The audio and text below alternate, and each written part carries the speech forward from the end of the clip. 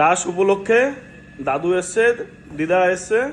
তো আজকে শুনবো দাদুর কাছে যে দাদু দিদা শুনেছিলাম যে প্রেম করে বিয়ে করেছে, তো প্রেমের কাহিনী আজকে শুনবো। তো তোমরা শোনো। দাদু একটু বলো, দিদাকে কোথায় দেখেছিলা ফার্স্ট? দিদুনকে না দেখে বিয়ে করেছে। আমি দেখিই নেই দিদুনকে। যা পছন্দ করে দিয়েছে তাই। হ্যাঁ, দেখোই নাই, তাহলে প্রেম হলো কি করে? প্রেমের কোনো গল্পই নেই। তাহলে কিভাবে বিয়ে হলো? জামাই বাবু আমার বাবা আচ্ছা দেখতে গেছিল, তারপরে বলছে আমি কি এলো, আমি দেখুম না, কয় তোমার দেখা লাগবে না, কাঁচা হলুদের বর্ণ।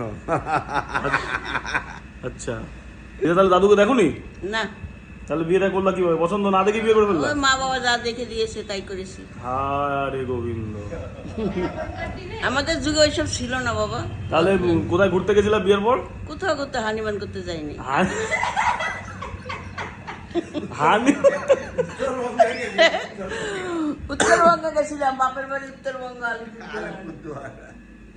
তারপরে বলো দাদু, আজ মানে বিয়ে করে কিভাবে মানে ব্যাপারটাকে নিয়েছো? মানে খুব ভালো লেগেছে বা খুব অশান্তির মধ্যে ছিলা বা কি কি মানে তোমার অভিজ্ঞতাটা কি আছে? না, আমরা সুখে জীবন কাটাইছি। না, আমার অশান্তি হয়নি রে। এখনো খ্যাচখ্যাচ করে গেলো দিদার উপর?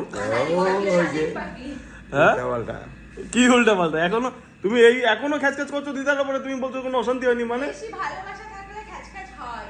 বাবা, হ্যাঁ। এই যে বেশি ভালোবাসা থাকলে খ্যাচখ্যাচ হয়। এই ঝগড়া হচ্ছে, আবার একটু পরে মিটে যাচ্ছে। তুমি এটা কি খাচ্ছো সকালবেলা খালি পেটে? খালি পেটে না, আমি রুটি তরকারি খেয়েছি। ও তাই? কলা খাচ্ছে, কলা।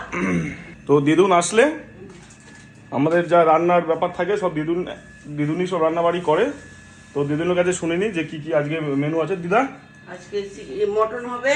আচ্ছা মটন, কাতলা মাছের, দই কাতলা, আচ্ছা, লাউ ঘন্টা মাছের মাথা দিয়ে, হুম মুসুরির ডাল জলপাই দিয়ে, হুম, চাটনি হবে, পাঁপড়, পটল ভাজা, বেগুন ভাজা।